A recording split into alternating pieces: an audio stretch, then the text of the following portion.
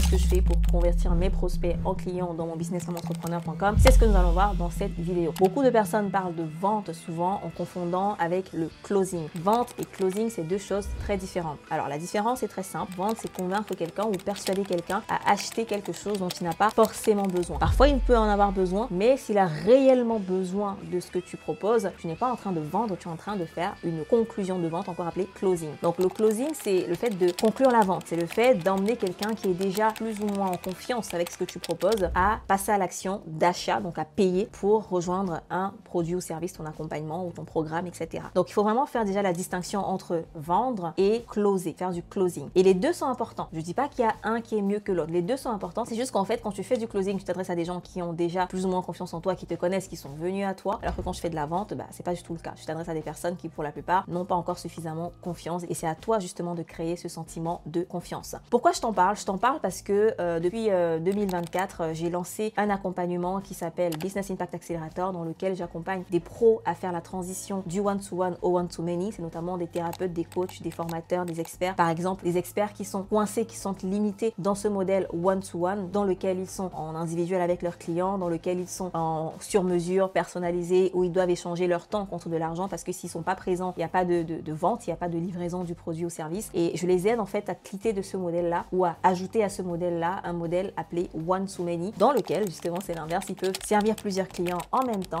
sans sacrifier la qualité de leur accompagnement. Et justement, en accompagnant différents profils, différents clients, plus d'une centaine de personnes différentes, j'ai pu identifier justement ce qui fait la différence quand on est dans un modèle one-to-many lorsqu'on veut vendre un programme en ligne. Dans un modèle one-to-many, on va parler justement à un groupe de personnes, mais dans la vente, on est toujours en train de s'adresser à une personne. Et ce qui fait la différence entre vendre un accompagnement classique ou des séances à l'heure et vendre un programme one-to-many, déjà c'est le prix auquel on va closer. La posture qu'on a lorsqu'on veut vendre à un prix, je dirais high ticket ou haut de gamme, entre guillemets, on va dire entre parenthèses, disons que c'est plus de 2000 € par exemple, n'est pas la même posture qu'on va avoir lorsqu'on veut vendre à moins que ce tarif ou à 100 € ou à 200 €. Le fait de passer à un modèle one-to-many, en d'autres termes, d'augmenter ses tarifs, d'augmenter la transformation qu'on apporte, eh bien ça implique très souvent, et même c'est ce que je recommande fermement, d'avoir des conversations en one-to-one avec les prospects. On ne peut plus être dans un système où on est en train de parler à un groupe de personnes lors d'un live et on envoie un lien de paiement ou on envoie une page de confirmation du paiement et tout. Ça marche plus comme ça. Ça peut marcher, mais ça serait dommage de faire ce système-là avec une offre haut de gamme parce que vous perdrez des opportunités. Lorsque vous vendez à des tarifs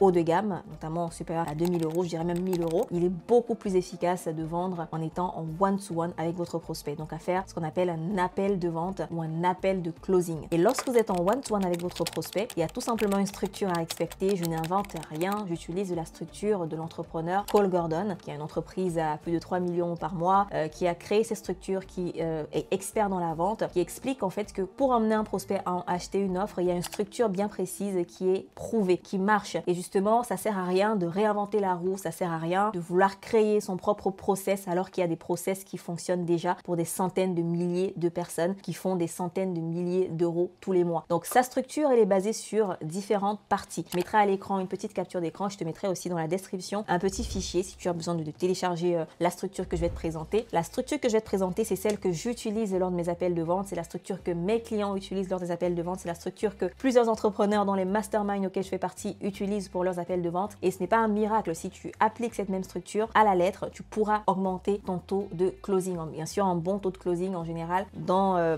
tout marché confondu, c'est entre 20 et 30%. Donc si tu es au-delà de ces chiffres-là, eh bien reste sur ton process, continue à faire ce que tu fais déjà. Mais si tu te retrouves en dessous des 20%, applique cette structure à tes appels de vente et tu m'en diras des nouvelles. Alors la première partie, c'est l'introduction. Dans l'introduction, on va avoir la partie connexion et la partie cadre. Donc l'idée ici, c'est de créer un lien en gros avec ton prospect et de mettre en place un cadre. Le lien, c'est par exemple demander où est-ce qu'il est, essayer de faire un parallèle avec le prospect et vous. Ça peut passer par des phrases toutes simples comme j'ai vu dans le questionnaire que vous avez des enfants et est-ce qu'ils sont à côté de vous pendant cet appel, voilà, des petites choses comme ça qui peuvent déjà installer un bon climat. Et ensuite on passe à l'étape du cadre qui va consister à rappeler pourquoi on est là. Par exemple, pendant cet appel, l'idée c'est que je comprenne déjà où vous en êtes et où vous voulez aller et à partir de là, je pourrais vous expliquer si c'est pertinent à la fin comment ça marche pour qu'on travaille ensemble. Mais de la même façon, si c'est pas le cas, si c'est pas pertinent, je serai honnête avec vous, je vous le dirai également. Voilà, je vous proposerai des ressources complémentaires. L'idée c'est mettre un cadre. Pourquoi c'est important le cadre? C'est parce que vous voulez pas que l'appel devienne une simple causerie entre potes one-shot, ou que cet appel devienne un coaching. C'est ça le risque souvent quand on est expert,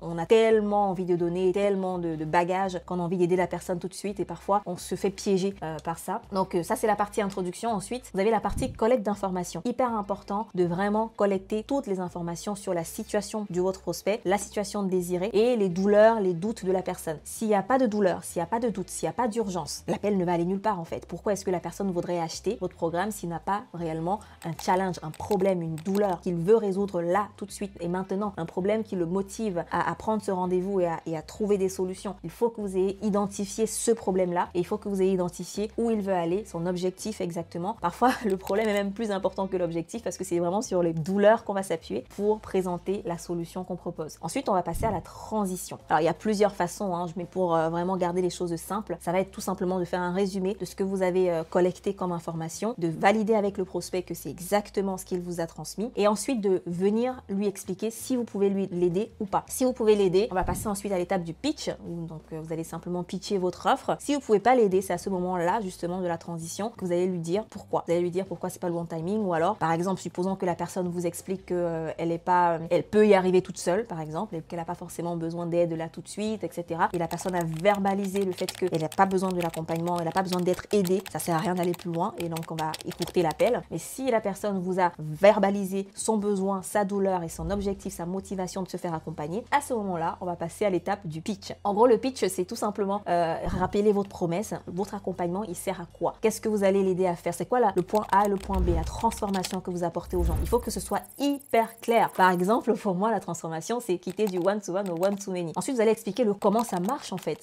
Est-ce que vous avez une méthodologie? Vous allez expliquer votre méthodologie en quelques étapes et ensuite expliquer exactement les ressources que la personne va recevoir. Donc ça, c'est la partie livraison. Donc comment est-ce que vous allez livrer votre service, votre accompagnement? Qu'est-ce qui va se passer? Est-ce que vous aurez des séances? Est-ce que vous aurez des vidéos à regarder? Est-ce qu'il y aura des ressources? Est-ce que voilà, tout ça, ça fait partie de la livraison. Donc vous allez expliquer de façon très concise et très dynamique cette partie. Attention à ne pas faire durer trop longtemps le pitch. Ensuite, on va passer à l'étape de l'engagement. Est-ce qu'elle est engagée? Est-ce qu'elle veut le faire? Est-ce que c'est un accompagnement qui la motive, qui la stimule, qui lui donne envie? Il faut vérifier ça avec la personne avant d'aller plus loin, avant de dire le prix, avant voilà. Donc la question elle est simple, c'est souvent sur une échelle de 1 à 10, est-ce que vous pouvez me dire où vous en êtes avec ce que je vous ai présenté? Qu'est-ce que ça vous évoque? Est-ce que ça vous parle? Est-ce que ça vous plaît? 1 étant bof et 10 étant c'est exactement ce que je veux. Ça c'est une question que j'aime bien poser et du coup on passe à la prochaine étape qui est l'investissement. Du coup très généralement la personne va vous poser des questions sur ce que vous avez dit dans votre pitch et elle va vous poser la question aussi de l'investissement. Donc l'investissement c'est en une phrase très simple, pas besoin de se justifier parce que souvent l'erreur que je vois faire beaucoup de mes clientes c'est dire ah le prix c'est tant parce qu'il y a ça ou le prix c'est tant étant donné que tant.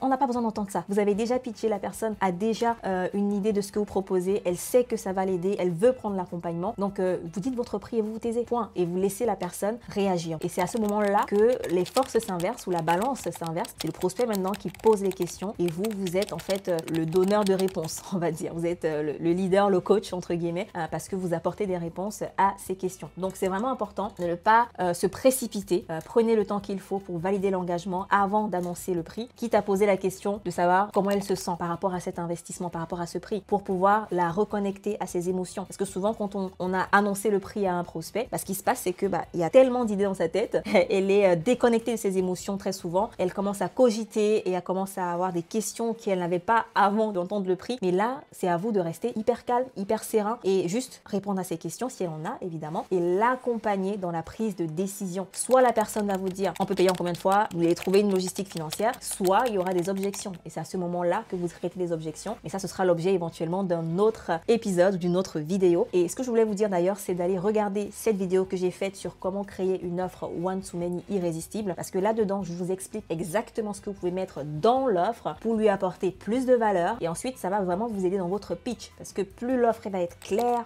elle va être concise, elle va être irrésistible et plus votre pitch aura de l'impact lorsque vous allez faire des appels de closing. Donc j'espère que cette vidéo vous a plu. Vous avez en bas dans la description la structure et si cette vidéo atteint plus de 2000 vues, je mettrai également le script complet dans la description. Donc partagez cette vidéo, mettez des likes, commentez, faites en sorte qu'elle atteigne plus de 2000 vues et vous pourrez venir voir dans la description le script qui a été ajouté. On se dit à très vite et surtout bon closing.